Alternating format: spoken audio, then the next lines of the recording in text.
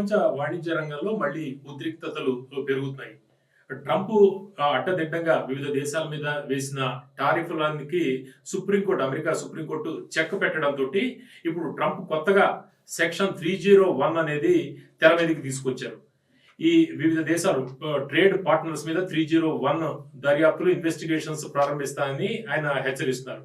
ఈ నేపథ్యంలో trade war మళ్ళీ స్టార్ట్ అవబోతోందా? మన దేశం ఎక్స్పోర్ట్స్ మీద ఎటువంటి ప్రభావం కనిపిస్తుంది తెలుసుకోవడానికి మనతోటి జియో పొలిటికల్ అనలిస్ట్ విశ్లేషకులు సురేష్ కొచ్చటిల్ గారు. నమస్కారం సురేష్ గారు. సురేష్ గారు, ఇప్పుడు సెక్షన్ 301 అని మళ్ళీ బెదిరిస్తున్నాడు ట్రంప్. ఏంటి 301? 301కి వెళ్లే ముందు మనం 122 చూడాలి. ఎందుకంటే ప్రెసిడెంట్ ట్రంప్ది సుప్రీంకోర్టు కొట్టిపడేసిన కేసు, సుప్రీంకోర్టు కొట్టిపడేసిన కేసు మెయిన్ పాయింట్ ఏంటంటే ఇంటర్నేషనల్ ఎమర్జెన్సీ ఒక స్టాట్యూట్ ఉంది వాళ్ళ దగ్గర, అది వాడుకున్నారు ప్రెసిడెంట్ ట్రంప్. ఐఈపీ అంటారు. ఆ స్టాట్యూట్ కింద టారిఫ్లు పెట్టాడు.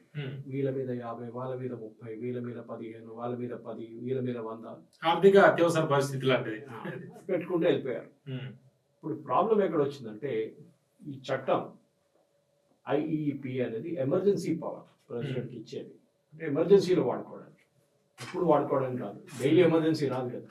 అంటే ఎమర్జెన్సీ అంటే అలాంటిది ఫైనాన్షియల్ ఎమర్జెన్సీ ఉండొచ్చు, నేషనల్ సెక్యూరిటీ ఎమర్జెన్సీ ఉండొచ్చు, ట్రేడ్ ఎమర్జెన్సీ ఉండొచ్చు, ఏదైనా ఉండొచ్చు. రేపు ఆయిల్ అంతా ఆగిపోయింది లోకమంతా. రేపు సౌదీ అరేబియా మీద ఎవరో బాంబు వేశారు, ఇరాన్ మీద బాంబు వేశారు, ఆయిల్ ప్రొడక్షన్ మొత్తం ఆగిపోయింది. ఏం చేస్తారు? ఎమర్జెన్సీ.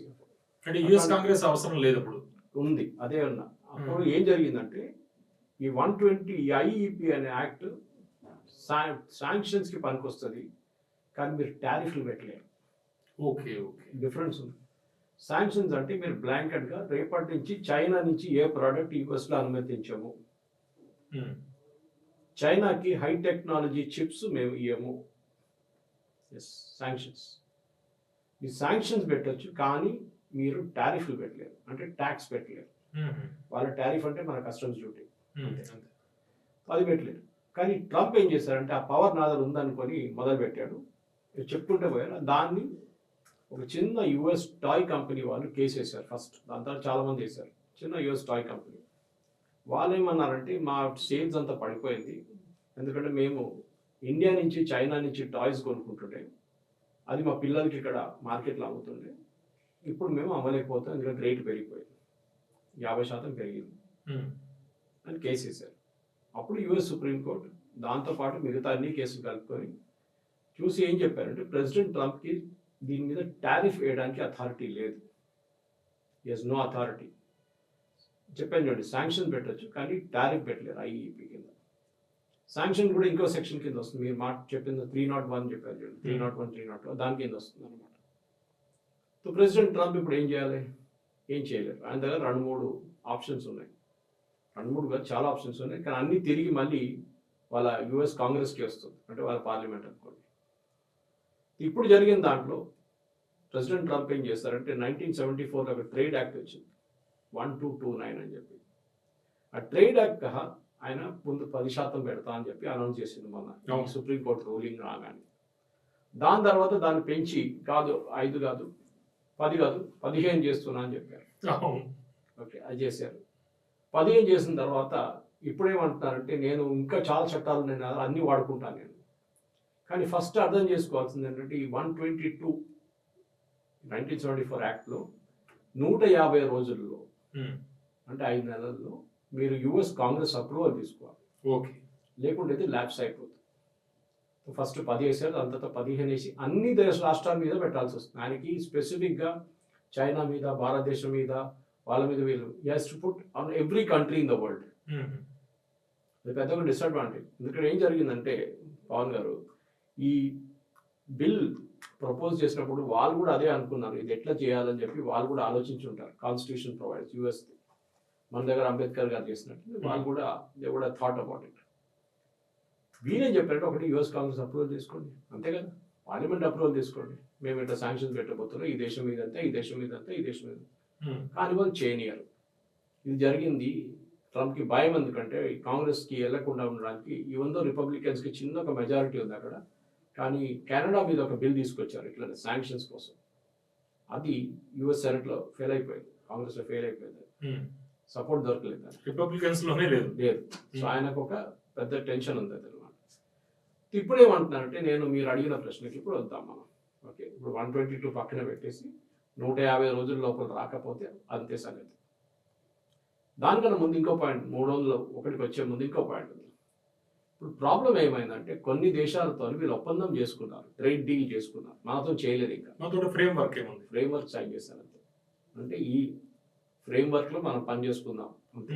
ఈ దీంట్లో 20 పాయింట్లు ఉంది, 30 పాయింట్లు ఉంది, 50 పాయింట్లు ఉంది, దాని మీద మనం మాట్లాడదాం అని. కానీ యూకేతో ట్రేడ్ డీల్ సైన్ చేసుకున్నారు, వియట్నాంతో సైన్ చేసుకున్నారు, సౌత్ కొరియాతో చేసుకున్నారు, జపాన్తో చేసుకున్నారు, అటు నుంచి కొన్ని రాష్ట్రాలతో చేసుకున్నారు. కాలేదు. సో ఇక్కడ ప్రాబ్లం ఎక్కడ వచ్చింది ప్రెసిడెంట్ ట్రంప్ కూడా కాదు, ఈవెన్ కంట్రీస్ లైక్ యూకే. మనకి ఎంత ఉండండి టారిఫ్? 50% అంటే ముందు 50 నుంచి ప్రెసిడెంట్ ట్రంప్ అనౌన్స్ చేశారంటే రష్యన్ ఆయిల్ కొనట్లేదు భారతదేశం ఇప్పటి నుంచి, సో మేము దాన్ని తగ్గించేస్తున్నాం, ఇది 25 తీసేస్తున్నాం. యాక్చువల్లీ అది కూడా ఇల్లీగల్ ఉండే, మనం కొన్ని రోజులు ఆగి ఉంటే అది కూడా లేకుండా ఉంటుండే, మనకి ఆటోమేటిక్ ప్రెసిడెంట్ ట్రంప్ ఏం చేయక్కర్లేదు. దీన్ని కొట్టుపడేశారు కదా సుప్రీంకోర్టు, దాంతో పాటు పోతుండే అది కూడా. నెక్స్ట్ ఏమన్నారు? 18% చేస్తున్నాం అంటున్నాం అన్నారు కదా. కానీ మన ప్రేక్షకులు అర్థం చేసుకోవాలి, మనకి ఇప్పుడు కూడా మొన్న దాకా 25% ఉండే, 18 కాలేదు. ఆయన అనౌన్స్ చేయడంలో నంబర్ 1 ప్రెసిడెంట్ ట్రంప్. ఎందుకంటే ఈ అగ్రిమెంట్ సంతకం పెట్టిన రోజే 18 అవుతుంది, అప్పుడు దాకా 25 ఉంటుంది. ఇప్పుడు ఏమైందంటే మనకి 25 నుంచి సడన్గా 15కి వచ్చేసింది. మనకి బెనిఫిట్ కాదు, మనం ఏం చేయకుండా వచ్చేసింది. 18 కూడా కాదు, 15, and that before signing the agreement. ఇప్పుడు మనం నెగోషియేట్ చేయాలన్నా వద్దా అనే ఒక ప్రశ్న వస్తుంది. చర్చలు కూడా ఆగాయండి కదా. అదే ఎందుకు చర్చలు తీసుకో, ఇప్పుడు అదే అంటున్నారు. ఇప్పుడు యూకే మేము మీతో చర్చలు చేసాం, మేము మీతో FTA సైన్ చేసాం, ఇప్పుడు అంటున్నారు ఆ FTA చల్లదని. ఎందుకంటే ఆ FTA సైన్ చేసింది IEEPA కింద సైన్ చేశారు. ఆ చట్టమే ఇన్వాలిడ్ అయినప్పుడు, ప్రెసిడెంట్ ట్రంప్కి పవర్ లేనప్పుడు చట్టం ఎట్లా సైన్ చేస్తారు? మీరు అగ్రిమెంట్ ఎట్లా సైన్ చేస్తారు? ఇన్వాలిడ్ అయిపోయింది. సౌత్ కొరియాతో అగ్రిమెంట్ ఇన్వాలిడ్, జపాన్తో ఇన్వాలిడ్, అన్ని ఎక్కడెక్కడ సైన్ చేశారో మొత్తం క్యాన్సిల్ చేయాల్సి వస్తుంది. కొత్తగా చర్చలు మళ్ళీ మొదలుపెట్టి మళ్ళీ సైన్ చేయాల్సి వస్తుంది, టైం తీసుకుంటుంది. యూరోపియన్ యూనియన్తో కూడా ఒప్పందం చేసుకున్నారు. యూరోపియన్ యూనియన్ 32 దేశాలు ఉన్నాయి. వాళ్ళు కూడా నిన్న రాత్రి వాళ్ళ ఓటింగ్ ఆపేశారు దీని మీద. వాళ్ళు పార్లమెంట్ అప్రూవ్ చేయాలి, వాళ్ళు చెప్పారు ఇప్పుడు అప్రూవ్ చేయట్లేదు, మనం చూద్దాం, తర్వాత మాట్లాడిన తర్వాత మనం డిసైడ్ చేద్దాం ఏం చేయాలని చెప్పి. ఎందుకంటే టారిఫ్ లేవు కదా, 15 అయిపోయినాయి, ప్రాబ్లం లేదు ఎవరికి. సో ప్రెసిడెంట్ ట్రంప్ ఏమో పెద్ద పెద్ద స్టేట్మెంట్ ఇస్తారు, మీరు గుర్తుంటుంది, భారతదేశం మాకు 0% టారిఫ్ పెట్టారు, మా దగ్గర నుంచి వాళ్ళు ఇక్కడ పంపిస్తే మేము టారిఫ్ చార్జ్ చేస్తామని చెప్పారు. ఎక్కడ మనం పెట్టలేదు, అది ఫ్రేమ్వర్క్ అగ్రిమెంట్లో లేదు, సంతకం చేయలేదు, ఏం చేయకుండా ఆయన స్టేట్మెంట్ ఇస్తారు. దానికి భజన వాడడానికి రాహుల్ గాంధీ రెడీగా ఉన్నారు. చెప్పంగానే చెప్పేసి చూడండి మోదీ సరెండర్ అయిపోయారని. సంతకమే పెట్టలేదు, అగ్రిమెంటే లేదు, లేనప్పుడు ఏం సరెండర్ చేస్తాం? ఎనీవే, ఇండియన్ డెలిగేషన్ ఇవాళ పొద్దున యుఎస్కి వెళ్ళాలంటే అది క్యాన్సిల్ అయింది. ఎందుకంటే వాళ్ళు కూడా తెలిసిపోయింది ఫ్రేమ్వర్క్ అగ్రిమెంట్ కూడా ఇప్పుడు వ్యాలిడ్ లేదు. ఎందుకంటే ఈ చట్టం కింద తీసుకొచ్చారు, అది IEEPA కింద తీసుకొచ్చారు, ఆ చట్టం కూడా ఇన్వాలిడ్ అయిపోయింది కూడా. ఏం చేస్తారు ఇప్పుడు? ఇది ప్రశ్న అన్నమాట. ఇది ఇక్కడ ఉన్నప్పుడు ప్రెసిడెంట్ ట్రంప్కి ఉన్న ఆప్షన్స్ ఏంటి? అదే మీరు తీసుకొచ్చిన 301 ఆప్షన్ వస్తుంది. ఆ ఆప్షన్ ఏం చేస్తారంటే, యూజువల్లీ వీళ్ళు ఆ ఆప్షన్ ఇన్వెస్టిగేట్ చేస్తున్నప్పుడు బెదిరిస్తున్నారు. దాని ఏం చేస్తారంటే, యునైటెడ్ స్టేట్స్ కి అన్ఫేర్ ట్రేడ్ ప్రాక్టీసెస్ కింద కంట్రీస్ ని పనిష్ చేయొచ్చు, ఒక country at a time. Okay, దీనికన్నా ముందు వీళ్ళు చైనా మీద చేశారు ఇట్లాంటి పని. అన్ఫేర్ అంటే అన్ఫేర్ ఉందంటున్నారు వాళ్ళు. మీరేం చేస్తారు? ఈవెన్ యూరోపియన్ యూనియన్ వ్యతిరేకంగా పెట్టారు అన్ఫేర్ ట్రేడ్ ప్రాక్టీస్ అని చెప్పి కొన్ని సంవత్సరాల ముందు. అంటే ఎటువంటి వస్తాయి, ఎట్లా వస్తుంది? ఫర్ ఎగ్జాంపుల్ చైనా వాళ్ళ కార్లు పంపిస్తారు, ఎలక్ట్రిక్ కార్స్ యుఎస్కి. సిచ్యువేషన్ తీసుకున్నాం, వాళ్ళు అక్కడ చాలా సబ్సిడీ ఇస్తారు, హెవీ సబ్సిడీ ఇస్తారు, ల్యాండ్ కానీ ఎలక్ట్రిసిటీ కానీ ప్రొడక్షన్ కోసం ట్యాక్స్లు, అది కాకుండా $10,000 ఇంకా ఇస్తారు సబ్సిడీ. సో అమెరికాలో ఒక ఎలక్ట్రిక్ కార్ టెస్లా లాంటి తయారు చేయడం, నేను జస్ట్ ఇంగ్ అన్ ఎగ్జాంపుల్, మీరు ఒక $50,000 తీసుకోండి. I don't know what actual cost, నేను ఒక కంపారిజన్కి చెప్తున్నాను. $50,000 ప్రొడ్యూస్ చేసిన కార్ని అమెరికాలో టెస్లా లాంటిది, చైనా వాళ్ళ BYD కార్ని తీసుకొచ్చి మేము $20,000 అమ్ముతా ఉంటారు. అమెరికా ఏమంటారు, మేము దాని మీద 100% డ్యూటీ పెడతా ఉంటారు. పెట్టేసుకోండి అంటారు. అప్పుడు కూడా $40,000 అవుతుంది, 50 కన్నా తక్కువే కదా, అవును. అమ్ముకుంటారు. అన్ఫేర్ ట్రేడ్ ప్యాక్, ఎందుకంటే మీరు డంప్ చేస్తున్నారు ప్రోడక్ట్స్. సో ఈ చట్టం కిందనే కొన్ని సంవత్సరాల ముందు యుఎస్ ఇన్వెస్టిగేట్ చేసి ఈ డిపార్ట్మెంట్, స్టేట్ ట్రేడ్ డిపార్ట్మెంట్, వాళ్ళు నిర్ణయించారు కొన్ని countries cement, steel, copper, aluminium and car, ఈ 5-6 సెక్టర్లో వీళ్ళు అన్ఫేర్ ట్రేడ్ ప్రాక్టీసెస్ చేస్తున్నారు. అన్ని రాజ్యాలు, చైనా నుంచి, ఇండియా నుంచి, యూరోపియన్ యూనియన్ నుంచి అందరు వచ్చి మా అమెరికా మీద పడుతున్నారు, మా ప్రోడక్ట్ మేము అమ్మలేకపోతున్నాం, మా ప్రోడక్ట్స్ కాస్ట్ చాలా ఎక్కువ, వాళ్ళేమో చీప్ వచ్చి ఇక్కడ అమ్ముకుంటాం, మా ప్రజలు కొనుక్కుంటున్నారు, మా కస్టమర్స్ కొనుక్కుంటున్నారు, మా మ్యానుఫ్యాక్చరర్స్ కొనుక్కుంటున్నారు. సో ఏం చేశారంటే 50% డ్యూటీ పెట్టారు ఈ products across the board. Again you cannot put country wise.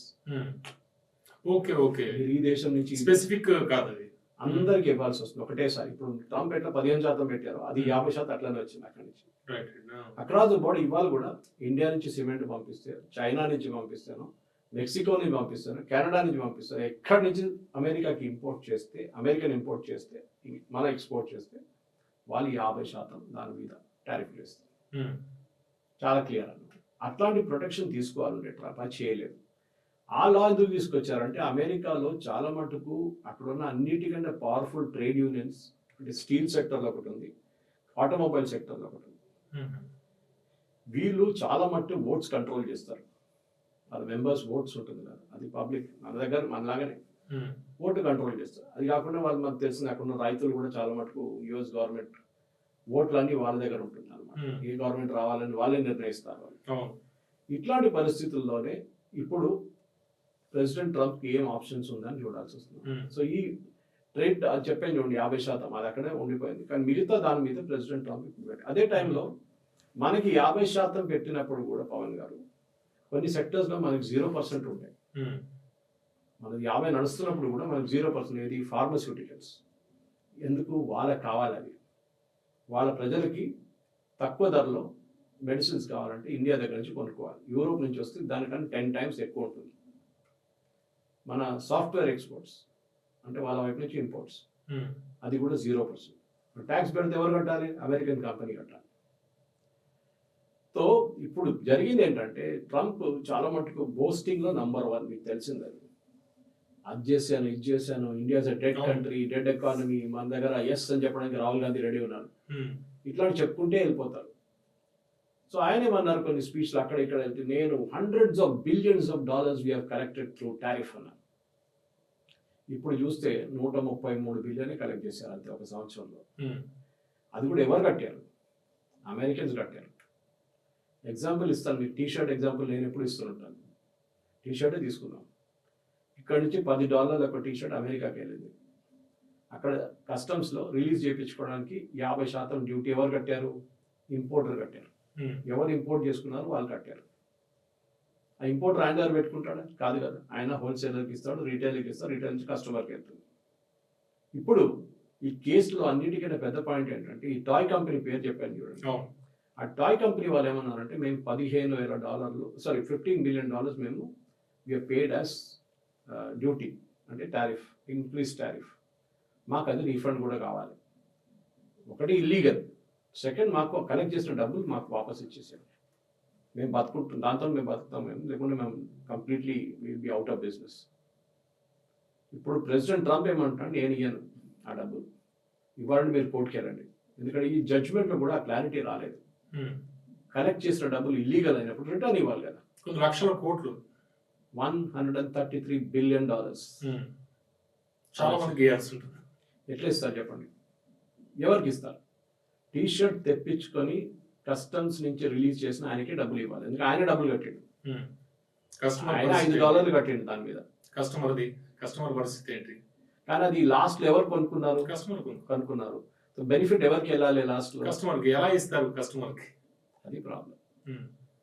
కస్టమర్కి మీరు మొత్తం ఆ సైకిల్లో మొత్తం వెళ్తే కస్టమర్కి లాస్ట్ ఇవ్వాల్సి వస్తుంది. కస్టమర్ ఎవరు అంటే ఈ ఇంపోర్టర్ వెళ్ళి రీటైలర్ దగ్గర కనుక్కోవాలి. టార్గెట్, వాల్మార్ట్ దగ్గర వెళ్ళి, బాబు ఎవరు కొనుక్కున్నారు టీ-షర్ట్లు అంతా, ఆయనకి నేను డబ్బులు వాపస్ ఇవ్వాలి, నీకు ఇస్తాను, మీరు దగ్గర పెట్టుకోలేరు, మీరు you have to give it to the customer. సమస్య ఉంది. ఈవెన్ జడ్జ్మెంట్ రాస్తూ one of the judges made this point, it is going to be a mess.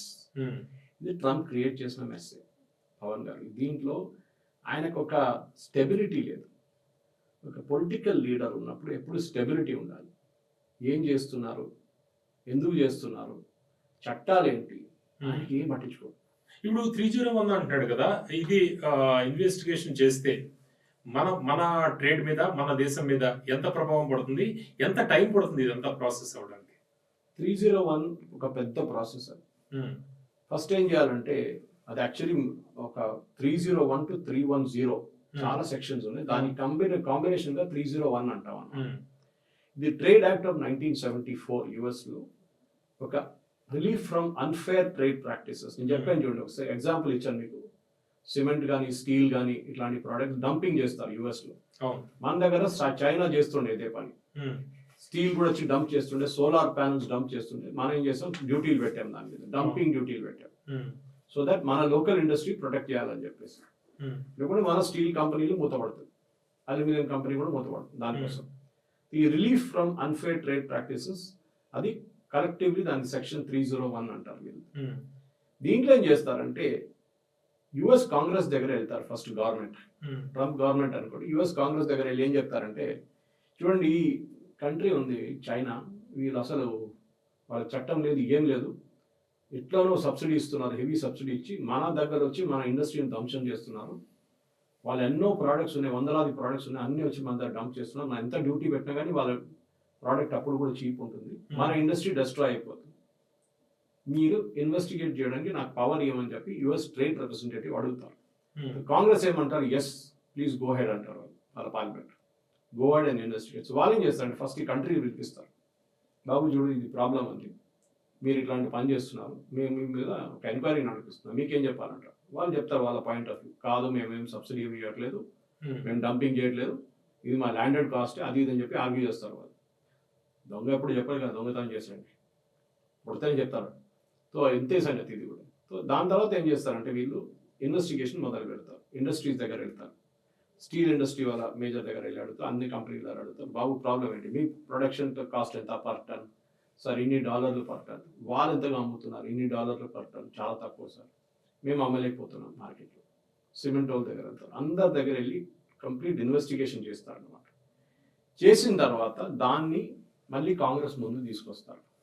ఆ రిపోర్ట్ తీసుకొచ్చి ఇట్లా జరుగుతుంది, ఏం చేయమంటారు. యుఎస్ కాంగ్రెస్ మళ్ళీ డిబేట్ చేసి సరే వీళ్ళ మీద చర్యలు తీసుకోవాల్సింది చెప్తారు.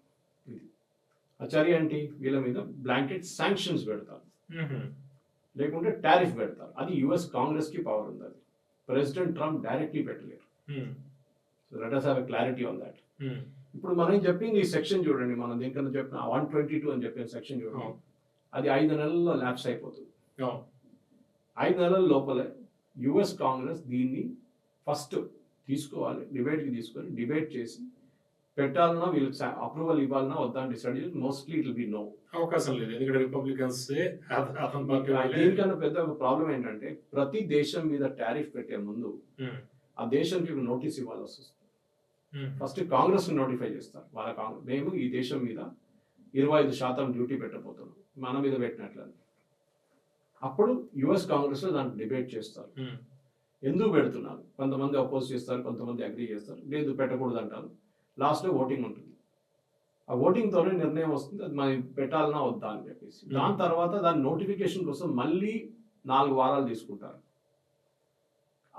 ఆ కంట్రీ వాళ్ళు మళ్ళీ ఇంకోసారి పిలిపించారు, మా కాంగ్రెస్ ఇట్లా డిసైడ్ చేశారు, మా పార్లమెంట్ డిసైడ్ చేసి మీరేమైనా మార్పులు తీసుకొస్తారా మీ దాంట్లో ఇంపోర్ట్ డ్యూటీస్. వాళ్ళు ఎస్ నో మేబీ ఏదని అంటారు. ది ఎంటైర్ ప్రాసెస్ 6 నెలలు తీసుకుంటుంది. ప్రెసిడెంట్ ట్రంప్ దాన్ని ఓవర్ నైట్ గా ఆయన ఆఫీస్ లో కూర్చొని సంతకం పెట్టి చూడండి అని చెప్పి లిబరేషన్ డే టారిఫ్ అని చూపించారు. అది టోటలీ ఇల్లీగల్.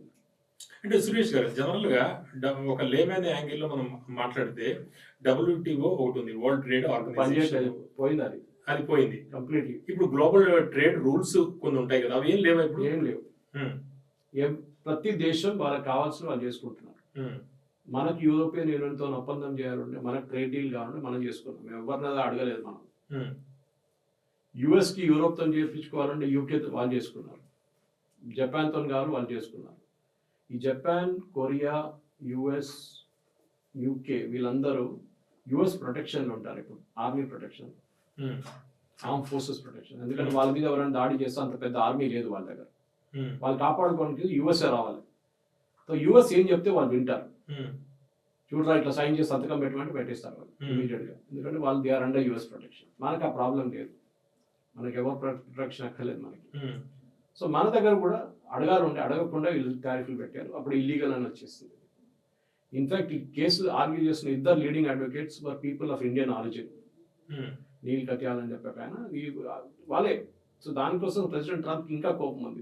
మీకు గుర్తుంటుంది ఆ జడ్జ్మెంట్ వచ్చినప్పుడు చెప్పారు ఆయన, కొన్ని దేశాల్లో పండుగ చేసుకుంటున్నారు, ఇప్పుడు డాన్స్ చేస్తున్నారు రోడ్ల మీద. ఆయన ఇంకోటి చాలా డ్యామేజింగ్ స్టేట్మెంట్ ఇచ్చారు పవన్ గారు, మీరు వినుంటారు. I can destroy any country అన్నారు, ఏ కంట్రీ అన్నా నాశనం చేసేస్తాను, ధ్వంసం చేసేస్తాను అన్నారు. It's the wrong thing for US president to say. దాని మీనింగ్ ఏంటి? నేను అటాక్ చేస్తాను, వాళ్ళు మొత్తం వాళ్ళు అందరు ప్రజలు చంపేస్తాను, అందరిని ఫినిష్ చేసేస్తాను, పీస్ ప్రైజ్ కావాలంటారు. First of all who is he to decide that? ఆయనకేంటి లోకంలో చట్టాలు లేవా? నేను ధ్వంసం చేసేస్తాను. దాని తర్వాత అన్నాడు I will crush them in by trade, టారిఫ్లు పెట్టి ఫినిష్ చేసేస్తాను. అది కూడా చేయలేరు ఇప్పుడు. ఓకే, బట్ మన సుప్రీంకోర్టు నన్ను $1 కూడా కలెక్ట్ చేయనియట్లేదు. మీకు అధికారం లేనప్పుడు వాళ్ళు ఎందుకు ఇస్తారు? మీకు ప్రాబ్లం ఏంటంటే పవన్ గారు, యుఎస్లో జడ్జెస్ని, సుప్రీంకోర్టు జడ్జెస్ వీళ్ళు అపాయింట్ చేసేది పొలిటికల్ అపాయింట్మెంట్. ప్రెసిడెంట్ బుష్కి ఎవరో నచ్చారు, వాళ్ళిద్దరినో ఆ రిటైర్ అయిన ఆ వేకెన్సీ ఉన్నప్పుడు వాళ్ళిద్దరు నామినేట్ చేస్తారు, ఆయన మనుషులు ఉంటారు వాళ్ళు. కొద్దిగా జడ్జెస్ ఓన్లీ, బట్ వాళ్ళ లీనింగ్ వాళ్ళ పార్టీ వైపు ఉంటుంది, డెమోక్రట్ రిపబ్లికన్ ఎవరైనా కానీ. క్లింటన్ ఉన్నప్పుడు కూడా అదే జరిగింది, 1-2 జడ్జిలు పెడతారు వాళ్ళు. మన బైడెన్ వచ్చిన టైంలో అదే జరిగింది. ట్రంప్ ఫస్ట్ టర్మ్ లో కూడా 2 జడ్జిని ఆయన అపాయింట్ చేశారు, ఆ ఇద్దరు ఇప్పుడు ఈసారి ఆపోజిట్. దానివల్ల ఆయనకే కోపం వస్తుంది, నేనే కూర్చోబెట్టాను అక్కడ, చూడండి వాళ్ళు నా వ్యతిరేకంగా రాశారని. అంటే అంత పెద్ద పొలిటికల్, మన దగ్గర జడ్జెస్ కొంచెం పొలిటికల్ లీనింగ్ చూపిస్తే పెద్ద గొడవ అవుతుంది ఇక్కడ. మోదీ గారు ట్రంప్ తిట్టినట్టు మన జడ్జిని తిడితే సంగతి ఆలోచించండి ఇక్కడ కథం. మోదీ గారి మీద 100 రాజీనామా చేయాలి, అది చేయాలి. ట్రంప్ అయితే స్ట్రేట్ అవే చెప్పిండు, ఫూల్స్, ట్రైటర్స్, అది ఇదని తిట్టిండు వాళ్ళు. కానీ ఏం చేయలేకపోయారు వాళ్ళు, ఎందుకంటే యుఎస్లో జ్యుడిషియల్ సిస్టమ్ కాంప్రమైజ్. ఇప్పుడు దాకా ట్రంప్ కోసం రాసిన జడ్జిమెంట్ సుప్రీంకోర్టు అన్ని ఆయన ఫేవర్లో రాశారు లాస్ట్ 1 yearలో. ఫస్ట్ టైం ఆయన వ్యతిరేకంగా రాసిన రూలింగ్ ఇది, టారిఫ్ మీద. ఇప్పుడు రష్యా ఆయిల్ ఇంపోర్ట్స్ విషయంలో వీళ్ళు పెట్టిన ఆంక్షలు చూసాం మనం, వెనిజులా నుంచి కొనుక్కోమన్నారు. ఇప్పుడు సుప్రీంకోర్టు తీర్పు వచ్చింది, దీన్ని ఎట్లా అర్థం చేసుకోవాలి? దీన్ని మంచి క్వశ్చన్ అడిగారు మీరు. ఇదే క్వశ్చన్ అమెరికన్ ఛానల్స్లో, ఇండియన్ ఛానల్స్ వాళ్ళ పొద్దు నుంచి అడుగుతున్నారు. ఆ చట్టం తీసేసారు, రేపు మనం కొనుక్కుంటే ఏం చేస్తారు ట్రంప్? ఏం చేయలేడు, 20% మళ్ళీ పెట్టలేడు. కానీ అది చేయకూడదు, ఎందుకంటే ఓవరాల్గా మనకు ట్రేడ్ ప్యాక్ట్కి వస్తున్నాం అమెరికాతో. మళ్ళీ వెళ్ళి ఎందుకు ఆయన పుల్లలు పెట్టడం? గుడ్ లుక్స్లో ఉన్నాం. గుడ్ లుక్స్ అని కాదు, ఇట్ ఇస్ రష్యా నుంచి కొనమని చెప్పి కొనకూడదు, అంతే, దట్స్ ఇట్. ఆయన వెనిజువేలా నుంచి మనకు అంతే చీప్ ఆయిల్ ఇస్తే అంతే మంచిది. మనకు ఆల్రెడీ రిలయన్స్ వాళ్ళు సైన్ చేసుకున్నారు పెద్ద ఒక డీల్. ఆబ్వియస్లీ వాళ్ళు అంటే సైన్ చేయరు కదా, లాస్ట్లో సైన్ చేయరు, వాళ్ళు ప్రాఫిట్లో సైన్ చేస్తుంటారు. అదొకటి. సో మీరు అడిగిన ప్రశ్నకి ఎస్, రేపు టెక్నికలీ ఎస్ మనం కొనుక్కోవచ్చు, ఏం చేయలేదు ట్రంప్. కానీ బిగ్గర్ పిక్చర్ చూసినప్పుడు మనం వాళ్ళతో ఒప్పందం చేయబోతున్నాం. US is the biggest market in the world, $32 trillion market. అంత పెద్ద మార్కెట్ ఎక్కడ లేదు. మనకు అది యాక్సెస్ చేయాలంటే, మన ప్రోడక్ట్స్ ఎక్కడ అమ్మాలంటే మనం వాళ్ళని కూడా గుడ్ హ్యూమర్లో పెట్టుకోవాలి, అది చాలా ఇంపార్టెంట్. లేదు నేను రష్యా దగ్గర నుంచి నువ్వు ఆయిల్ కొనుక్కుంటాను, మళ్ళీ ట్రంప్ అయితే ఏం చేయలేరు, కానీ ఈ can do other way around. ఆయన మనం ఎక్కడో పుల్లలు పెడతాడు డెఫినెట్గా. టారిఫ్ కాకుండా మిగతా దాంట్లో కూడా చేయొచ్చు. పాకిస్తాన్తో ఒప్పందం చేస్తాడు, పాకిస్తాన్కి బాంబులు ఇస్తా అంటాడు, పాకిస్తాన్కి ఎయిర్ క్రాఫ్ట్ ఇస్తాడు, మరి మనం ఏం చేస్తాం? బంగ్లాదేశ్ అదే అంటున్నా. సో ఇదే జరుగుతుంది అన్నమాట. సో మనం we should keep him in good humour, అది ఇంగ్లీష్లో అంటారు చూడండి. ప్రాబ్లం లేదు, మీరు మంచోడు, మీరే దేవుడు, మీరే లోకంలో మీకైనా పెద్ద మనిషి ఎవరు లేరు అని చెప్పి చెట్టు మీద ఎక్కించేసేయాలి. మన పని చేసుకోవాలి, అంతే. మన పని మనం చూసుకోవాలి, మన ఎక్స్పోర్ట్స్ మనం కాపాడుకోవాలి. కానీ ఇప్పుడు ఈ జరిగిన దాంట్లో ఇప్పుడు యూరోపియన్ యూనియన్ నిన్న రాత్రి వాళ్ళ ఓటింగ్ ఆపేశారు. యూకే అడుగుతున్నారు మా సంగతి ఏంటి అని అడుగుతున్నారు. అంటే వాళ్ళు సంతకం చేసిన డీల్ ప్రకారం వాళ్ళకి 10% తీసుకొచ్చారు, 10%. వాళ్ళు 10 నుంచి 15 పెంచేశారు. అప్పుడు మన సంతకం పెట్టింది ఏంటి? మళ్ళీ ట్రేడ్ డీల్ అంటే ఇట్స్ ఫైనల్ డీల్. ఇప్పుడు సైన్ చేసిన దానికి కూడా విలువ లేదంట.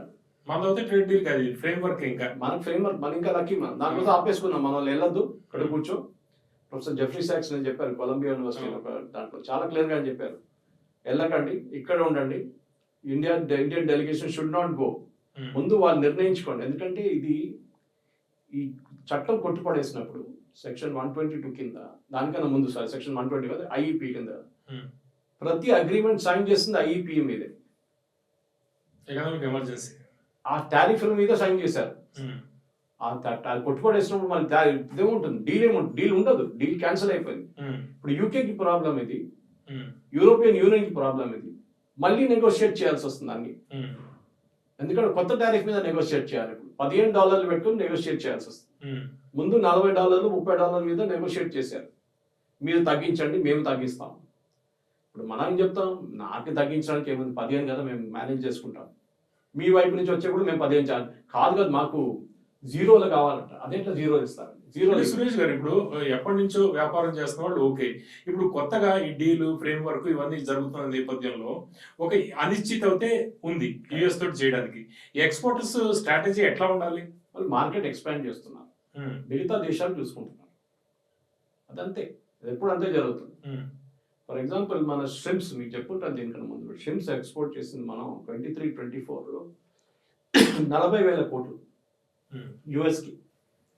ఇప్పుడు టారిఫ్ పెట్టినప్పుడు ఆ షిమ్స్ అంతా ఆగిపోయింది చాలా మటుకు. మనం ఏం చేసాం, అది యూరోప్ వైపు తిప్పేసాం, యుఏఈ వైపు పంపించాం, మిగతా దేశాలు పంపించాం, ఆస్ట్రేలియా లాంటి దేశాలు పంపించాం. వి ఎక్స్పాండెడ్ అవర్ మార్కెట్ అన్నమాట. ఇప్పుడు సడన్ గా యూఎస్ మళ్ళీ ఓపెన్ అప్ అయిపోయింది. మరి ఇప్పుడు ఏం చేయాలి, మనం ప్రొడక్షన్ పెంచాల్సి వస్తుంది. సో మన వైపు నెల్లూరు కానీ కేరళ కానీ ఇక్కడ ప్రొడక్షన్ పెంచాలి మన సడన్ గా. దానికి మెకనైజేషన్ తీసుకురావాలి. బై హ్యాండ్ చేసే ప్రాసెస్ నడవదు, ఎక్కువ స్పీడ్ చాలా తక్కువ ఉంటుంది దాంట్లో క్లీన్ చేయడం అదంతా.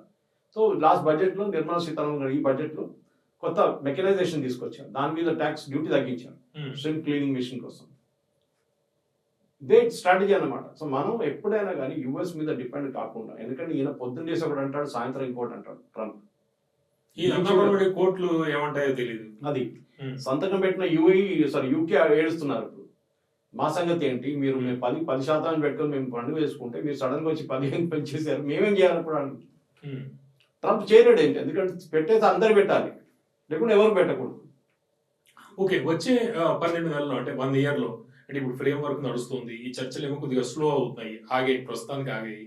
ఒక 1 ఇయర్ తర్వాత ఇండియా యుఎస్ రిలేషన్స్ ఎలా మారే అవకాశం ఉంది? ఒకటి మనం పవన్ గారు గుర్తుపెట్టుకోవాలి, యుఎస్ ఇస్ సూపర్ పవర్. మన కమ్యూనిస్ట్ వాళ్ళు తిట్టేటట్లు మనం తిట్టలేము. వాళ్ళు అగ్రరాజ్యం కదా యుఎస్, వాళ్ళు they have their own power, దాంట్లో డౌటే లేదు. World's largest army, technology wise వాళ్ళు చాలా ముందు ఉన్నారు ఎవరికైనా. అది మిలిటరీ టెక్నాలజీ ఉండొచ్చు, ఈవెన్ ఇన్ఫర్మేషన్ టెక్నాలజీ ఏదైనా. ఎకానమీ కూడా $32 ట్రిలియన్. సరే వాళ్ళకి అప్పులు ఉన్నాయి, ఆల్మోస్ట్ $39 ట్రిలియన్ అప్పులు ఉన్నాయి. వాళ్ళ ఎకానమీ స్లో డౌన్ అయిపోయింది. ప్రాబ్లం ఎక్కడ వచ్చిందంటే, ఎందుకంటే ఆన్సర్ చెప్పే ముందు ఒక ప్రాబ్లం చెప్పాలి స్టేట్మెంట్ కోసం.